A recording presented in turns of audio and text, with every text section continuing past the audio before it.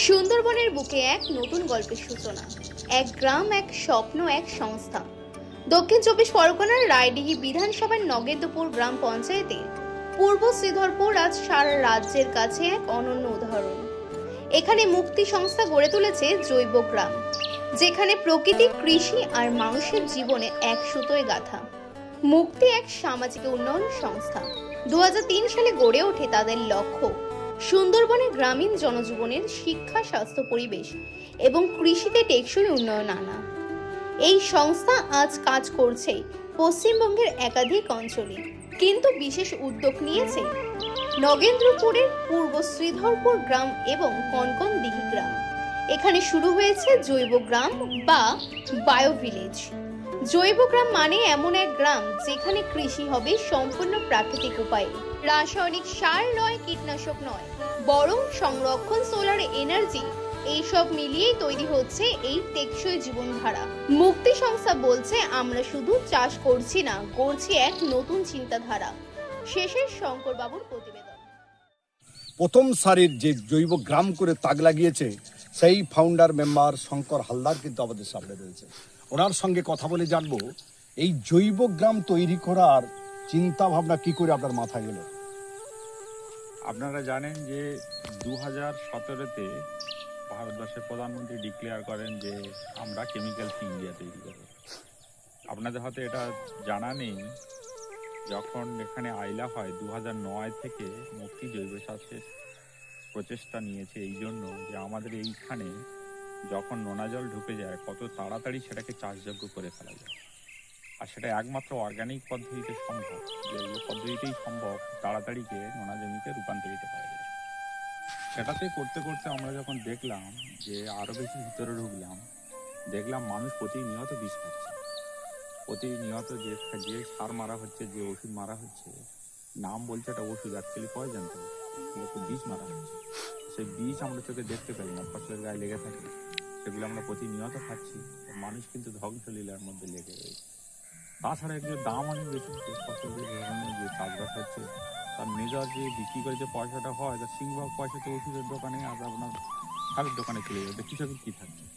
তো এইটা কৃষককে বাঁচানো, মানুষের স্বাস্থ্য বাঁচানো আর বিষমুক্ত খাবার বানানোর যে মুভমেন্ট, সঙ্গে সুন্দরবনের জমিকে রক্ষা করে এবং জমিকে যাতে লবণমুক্ত রাখা যায় তাড়াতাড়ি, সেই সমস্ত প্রয়াসের জন্যই এই অর্গানিক মুভমেন্ট আমাদের মুক্তির তরফ থেকে।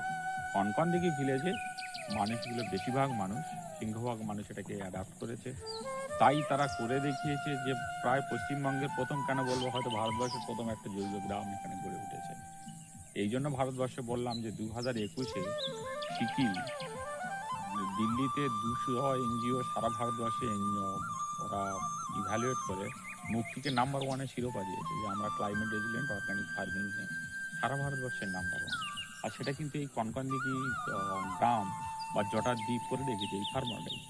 আমরা হয়তো আহ্বান জানিয়েছি, আমরা হয়তো কিছুটা করার চেষ্টা করেছি আমাদের নিজেদের মতো করে, কিন্তু ফার্মারটা যদি এটাকে এগিয়ে না নিয়ে যেত তাহলে এটা কোনোদিন সম্ভব হতো না। আর আপনারা দেখতেই পাচ্ছেন যে এই যে পাশে ফসল দেখুন কীরকম সুন্দর, এই যে ধান দেখুন, এই যে দেখুন ইচ্ছে গাছ, এই যে সারাউন্ডিং, আমি ক্যামেরাম্যানকে দেখাতে বলবো, এখানে অ্যামেজিং ফসল হচ্ছে।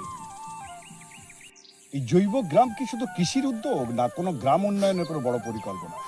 দেখুন, গ্রামের মানুষ তো কৃষি নির্ভর, তো তাদের ইনকাম বাড়ানোর একটা পথ হচ্ছে কৃষিতে আপনার খরচা কমাতে হবে, ফসল বাড়াতে হবে, ফসলের দাম যেন তারা ন্যায্য পায়, অর্গানিক 20% বেশি দামে তারা দামে বাজারে পেতে পারে, তাদের সন্তান যেন ভালো থাকে এবং তারা যেন সুস্থ থাকে, সেটা একটা। অর্গানিক গ্রামটা যেহেতু গড়ে উঠেছে, মানুষ যদি ঘুরতে আসছে, তার মানে টুরিস্টের মতো গড়ে উঠেছে, এই যে আপনারা দেখতে পাবেন কত মানুষ আসছে, তো তাহলে সেখান থেকেও মানুষের ইনকাম হচ্ছে, এটাকে এরা প্রমোট করছে, রাস্তা দেখাচ্ছে, এটা ফলে। তাছাড়া আপনারা দেখবেন এই যে অর্গানিক গ্রামের বিভিন্ন যে ফুল এবং ফলের গাছ লাগানো হয়েছে, এখানে দেখবেন প্রচুর প্রজাপতি ঘুরে বেড়াচ্ছে, মৌমাছি ঘুরে বেড়াচ্ছে। আমরা মুক্তির জৈব গ্রাম ঘুরে দেখলাম। একদম শঙ্করবাবুর সঙ্গে কথা বলে জানা গেছে রাজ্যে শুধু নয়, ভারতবর্ষের মনে হচ্ছে নয়, একদম একদম স্বীকৃত প্রাপ্ত এই জৈব গ্রাম সর্বপ্রথম একদম সুন্দরবনের এই এলাকায়। আর সেই জৈব গ্রামে আপনি কি ঘুরতে চান, কিংবা জৈব গ্রাম আপনি দেখতে চান, যদি জৈব গ্রাম কিভাবে জৈব গ্রাম হলো তারা জানতে চান, তাহলে অবশ্যই আসতে হবে এই নগেন্দ্রপুর এলাকায়, যেখানে জৈব গ্রাম রয়েছে কনকনদিঘি এবং নগেন্দ্র। ঘুরে বেড়াচ্ছে, এগুলোতে ওভারঅল ফসলের গুণগত মান বাড়াবে, কারণ ওরা তো পলিনেশন করে না, ওই যে পরাগমিলন করে। তো যেখানে মৌমাছি বা প্রজাপতি বেশি আসবে সেখানে দেখবেন ফসলের গুণগত মান বেড়ে গেছে, ফসলের পরিমাণ বেড়ে গেছে। তো এটাও একটা ব্যাপার। তো সার্বিকভাবে কৃষি নির্ভর দেশ, আজকেরও ভারতবর্ষের ইকোনমি কৃষি নির্ভর। কৃষিকে বাদ দিয়ে আসলে ইয়ে করছি কি করে? 140 কোটি মানুষ, তাদের তো খেতে হবে, সুস্থ খেতে হবে, ভালো খেতে হবে, তাদের বিষমুক্ত খাবার খাওয়াতে হবে, তবে তো সমাজ থাকবে। আপনি ডাক্তার হন, ইঞ্জিনিয়ার হন, পিএইচডি হোল্ডার হন, ভারতের প্রধানমন্ত্রী হন, খাবারটা তো অনেক খেতেই হবে। আর খাবারটাই যদি বিষ খান তো তাহলে আপনি বাঁচেন কি করে? ও কি ছেড়ে দেবে, বা যে প্রধানমন্ত্রী বিষ খাচ্ছে কেন সে বাঁচিয়ে দেবে তাকে? তা তো নয়। তো খাবারটা আমাদের সবাই সুস্থ খেতে হবে, সে আপনি যে পরিবেশ যেখানেই থাকুন না কেন। আপনার এই এলাকা অর্থাৎ জৈব গ্রাম দেখার জন্য মানুষ আসতে চায়, বুঝতে চায়, তাদের আপনি আসার জন্য কি পরামর্শ দেবেন বা তাদের জন্য কি ভাববেন? এমনিতে তো মুক্তিতে যোগাযোগ করতেই পারে, আমাদের আপনাদের চ্যানেলের থ্রু দিয়ে, নাম্বারের থ্রু দিয়ে যোগাযোগ করলে আমরা তাদেরকে করবো। আর গ্রাম আসার জন্য তো অবশ্যই বলবো, বিশেষ করে শনিবার রবিবার বাচ্চাদেরকে নিয়ে জৈব গ্রামে আসুন, মুক্তি গ্রাম ঘুরে দেখুন, বাচ্চাদেরকে একটা ফিলিংস দিন, তারাও গ্রাম দেখুন, চাষবাস কী করে হয় দেখুন, গ্রামের মানুষ কেমন থাকে দেখুন। ফসল তো শুধু দোকান থেকে কিনে খাওয়ালে হবে না, মানুষকে জুড়তে হবে। আর এটা একটা সম্পর্কের ব্যাপার, কৃষক খাবার বানাবে আপনার জন্য, আপনিও তাদের কৃষকের জীবনযাত্রার সঙ্গে যদি না জোড়েন তাহলে এটা কী করে হবে? ইলিনেশন থিওরির মতো যদি আপনারা যদি সেপারেট করতে চান, যে একে অপরের থেকে সেপারেট, তাহলে একে অপরের কেবলমাত্র ঘৃণা করবে, একে অপরের সন্দেহ করবে, ভাববে যে এটা বোধ হয় আমাদের কাজ নয়, এটা বা আমাদেরকে ঠকিয়ে নিচ্ছে, ফসলটা বেশি দাম নিচ্ছে আমাদের থেকে। একজন শহরের মানুষ যদি এসে গ্রামে এসে দেখে যে এইখানে কিভাবে একটা ফসল ফলাতে হয়, কতটা পরিশ্রম যায়, কতটা তাদের লাভ হচ্ছে, তবে ক্ষতি তাদের হচ্ছে, তাদের তাদের অনুভূতি বাড়বে। ঠিক একই রকমভাবে শহরের মানুষরা কিভাবে তাদের পয়সা উপার্জন করে, কী সমস্যা করে, যদি কৃষক যদি শহরের মানুষদের সঙ্গে মেশে তবে তাদেরও সমস্যাটা বুঝতে পারবে, যে একটা মানুষ 5,000 10,000 টাকা ইনকাম করে কত কষ্ট, শহরে অনেকেই আছে, সবাই তার ধনী নয়, তারাও বুঝতে পারবে। বা তাদেরকে যখনই কোনো একটা বিষ মারতে যাবে ফসলে, 10বার ভাববে যে এই বাচ্চা, এটা আমার ওই যে মানুষটার সঙ্গে দেখা হলো তার বাচ্চারা খাবে, তার বাড়িটাই খাবে, আমি তাকে ক্ষতি করবো না, করতে পারি না। তো এইগুলোও তো একটা দেওয়া নেওয়ার ব্যাপার। শুধু এরপর সেটার মানে মাঝেও যারা ব্যবসা করছে তাদেরও বোঝা দরকার, তাদেরকেও নিয়ে করতে হবে।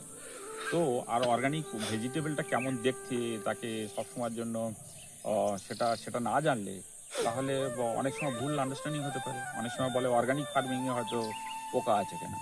আচ্ছা, আপনি ভেবে দেখেছেন অর্গানিক ফার্মিংয়ে পোকা থাকবে না তো কি বিষে যুক্ত একাতে পোকা থাকবে? একটা কোনো শিম কিংবা একটা বেগুনিয়ে পোকা আছে মানেই আমি আপনাকে পোকাটা খেতে বলছি না, পোকাটা ফেলে দিতে হবে নিঃসন্দেহে কেটে। কিন্তু এটা প্রমাণ করে যে সে বিষ দেয়নি। যদি বিষ দিত তাহলে তো পোকাটা থাকতো না। কিন্তু এইগুলো তো একটা অ্যাওয়ারনেসের ব্যাপার, কাস্টমারকে বুঝতে হবে যে ও তার মানে পোকাটা আছে মানে ও আমায় প্রমাণ করে দিয়েছে আমি বিষ খাচ্ছি না, আমি হয়তো এই বেগুনটা খাবো না, একটা হয়তো ফেলে দেবো, কিন্তু এটা পোকা নেই, এটা বিষ নেই। এই জিনিসগুলো একটা এডুকেশনের ব্যাপার, এটা সবাই মিলে এগিয়ে নিয়ে যেতে হবে।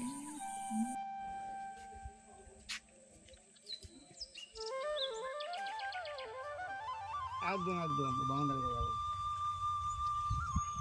হ্যাঁ হ্যাঁ ওখানে থাকবো।